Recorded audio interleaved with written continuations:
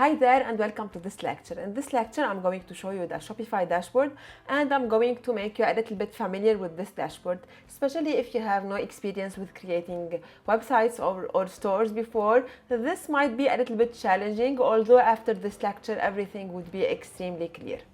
So in here, you have these different options. You have the home, the orders, the products, the customers, analytics, marketing, discounts, and apps.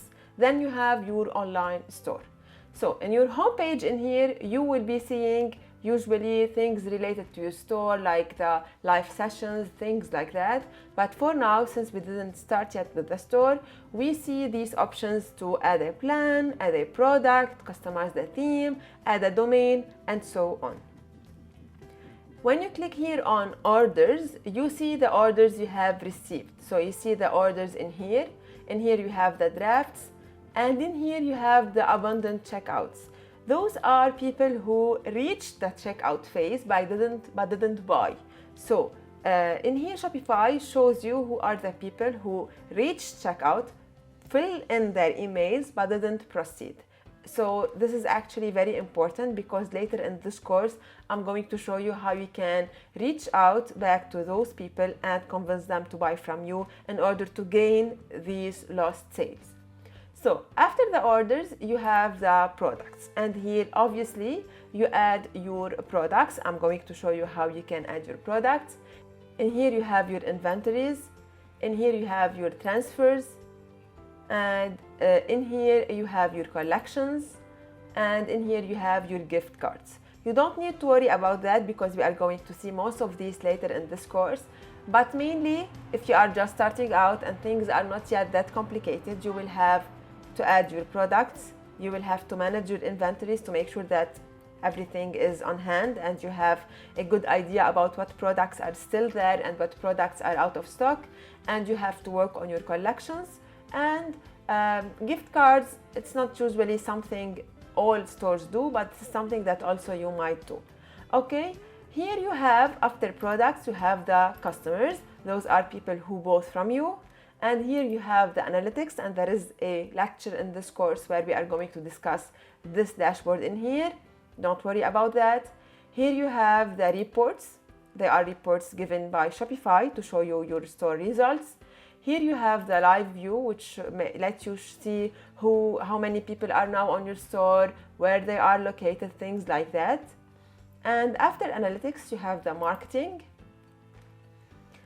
which means if you want to send abundant checkout emails, there are emails that you can send by default through Shopify. However, I don't recommend that. Later in this course, I'm going to show you how to deal with these lost sales. And in here you have, if you are creating campaigns inside of Shopify, you can see those, but I don't usually use Shopify marketing. I use a third-party app to do that, and I'm going to show it to you at the end of this course. After marketing, you have discounts. So if you want to create a discount code, you do it in here. And in here you have the apps.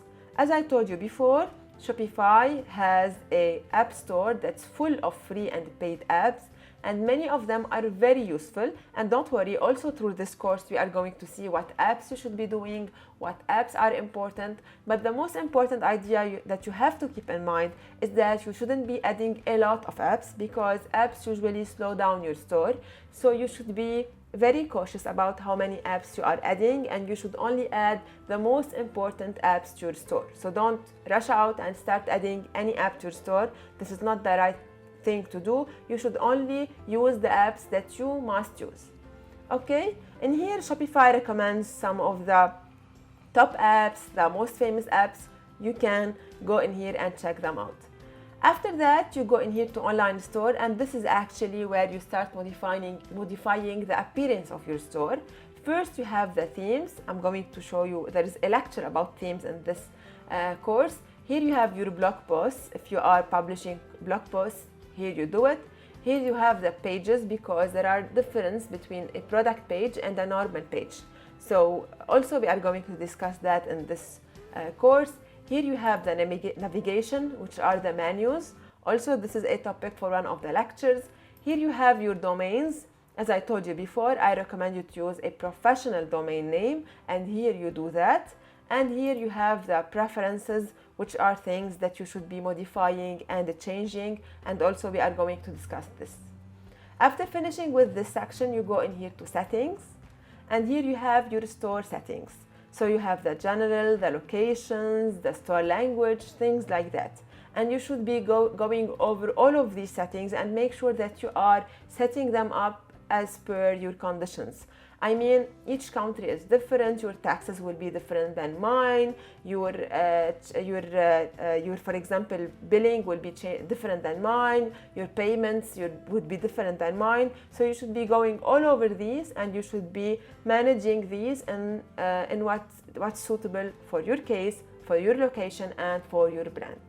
So this is it for this small dashboard. In the coming lectures, we are going to discuss all of these, and I'm going to show you how to modify all of these. So don't worry, stay tuned with me, and let's meet in the next lecture.